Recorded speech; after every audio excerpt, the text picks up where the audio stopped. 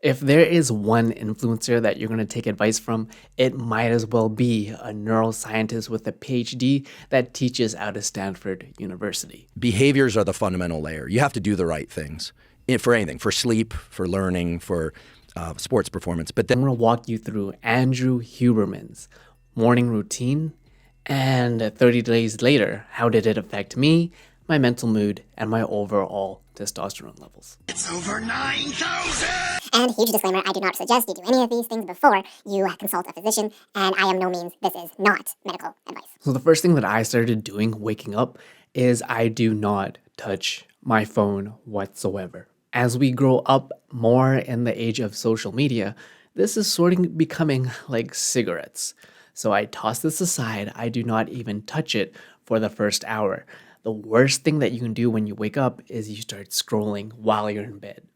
What I do is I get up so my body is already more aroused and awake, and then I don't even touch caffeine for the first anywhere from hour to 2 hours. again, I recommend delaying your caffeine intake to 90 to 120 minutes after waking, unless you are using that caffeine to really jolt your system before a workout. I get up, I take a lovely poop, I brush my teeth, and then I go straight to the gym. Cardiovascular exercise, that can be low intensity, long distance exercise. It can be high intensity, so-called high intensity interval training. It could be weight training, it could be yoga, it could be swimming, any number of different activities. But exercise in general causes an increase in body temperature and tends to make us more alert, not just during the exercise, but in the immediate hours after that exercise. From there, that is when I sit out in the sunlight and I get all that lovely sun exposure. Whether it's a gloomy day, I get 10 to 20 minutes, or if it's a sunny day, I can just go outside for 5 to 10 minutes, not necessarily looking directly at the sun, but just having photons going into my brain to alert myself that, hey, Peter, you are completely awake now. Do not stay drowsy. You are completely awake. And then I just sit out here like a little student and just take in all of that sunlight. About the time that you wake up is to view bright light, ideally from sunlight, within the first 30 to 60 minutes after waking.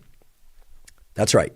View bright sunlight within the first 30 to 60 minutes after waking. According to Huberman, having photons and sunlight going into your eyes without any sunglasses improves your sleep and wake cycle, allows your brain to be like, hey, later in the day, it's going to get dark, you're going to get sleepy.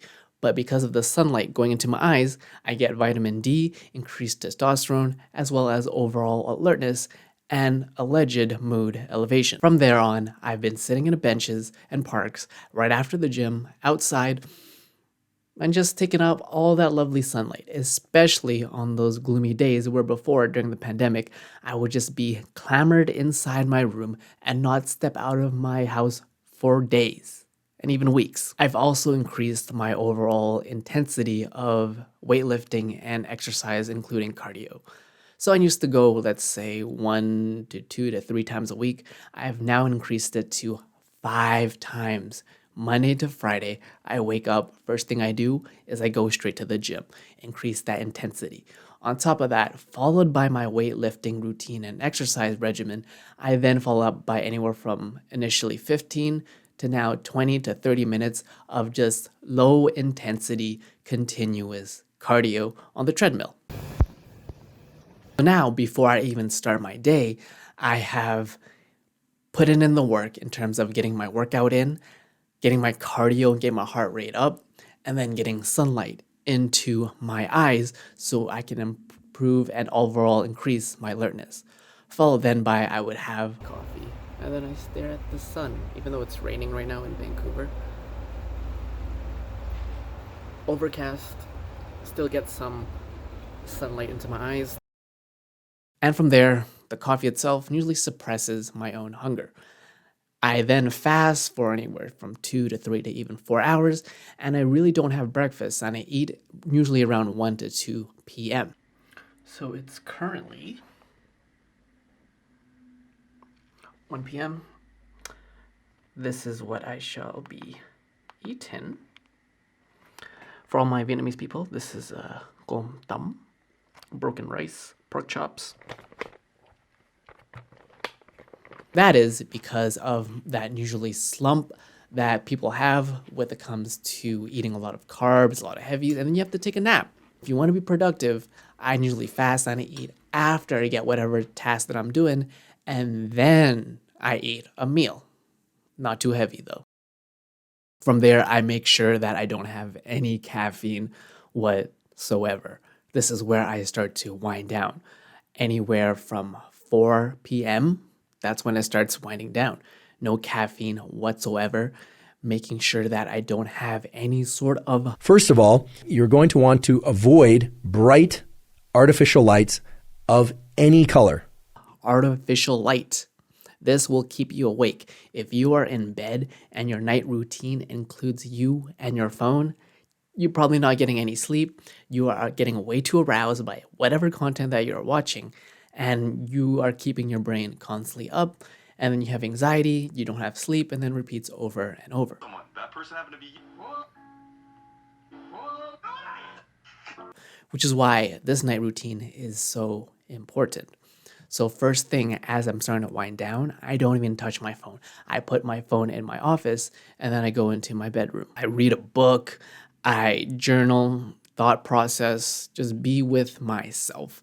And I limit the amount of lights that I have in my room. A very little dim light, but that's it. No artificial lighting, no TV, no nothing. Dim the lights in your indoor environment. Also, as I'm winding down, I also take 200 to 400 milligrams of magnesium biglycinate. Alternatives include magnesium threonate, but it is supposedly supposed to make your body relaxed, and most people don't get enough magnesium. For many people, however, taking 145 milligrams of magnesium threonate can be very beneficial. That's the dosage that most people will benefit from. I have also removed THC, CBD, any sort of weed-inducing substances, because a lot of people say they have to do this to go to sleep, but little do you know that it actually disturbs your sleep patterns, which is why I have taken that out completely. THC and alcohol do help some people fall asleep and maybe even stay asleep. The architecture of that sleep is suboptimal compared to the sleep they would get without alcohol or THC in their system. From there, I make sure the room temperature is not too hot and actually a little chilly so it matches my own temperature, and actually lower my overall body temperature so I can start to get sleepy. I also use a sleep mask, and if I am having a little more anxious thoughts and I'm a little more antsy than usual, I actually also incorporate NSDR, non-sleep deep rest. So after 30 days, I have felt less anxious. I have felt less irritability. Has my testosterone levels increased 300%? Probably not, but has increased by getting better sleep, working out, and good diet? Probably. A little bad side effect is started breaking out more. I don't know if it's like related to these or, hormones. Who knows? I might need a new skin routine. I'm messing with a new skin routine right now. Overall, I'm getting like pretty lean, man, by just being more disciplined. As someone who struggled with mental health since I was a wee young lad, I'm pretty much looking for any way that I can elevate my mood naturally. And going through this routine, I'm sure that a lot of you can also implement things like more sun exposure, going out and about more than having a sedentary lifestyle, removing your phone and not having constant information be inputted into your head. And if you are going to have some sort of content, be aware of what you're consuming. And also, the next thing is dopamine and understanding the effects of that, the pros and cons, but that's for another video. Those were my results. Has anyone else tried these little tips or tricks or hacks to overall boost your own lifestyle, your habits, and what are you actually making sure that you are the best of your own abilities? Tweaking little things where I'm like, yeah, I should not be touching my phone at all. Yeah, I should be focusing more on exercise. Yeah, I can actually have a better nighttime routine because I am not, because the pandemic screwed me up a lot more and now it's a new habit, you know? Habits are meant to be broken.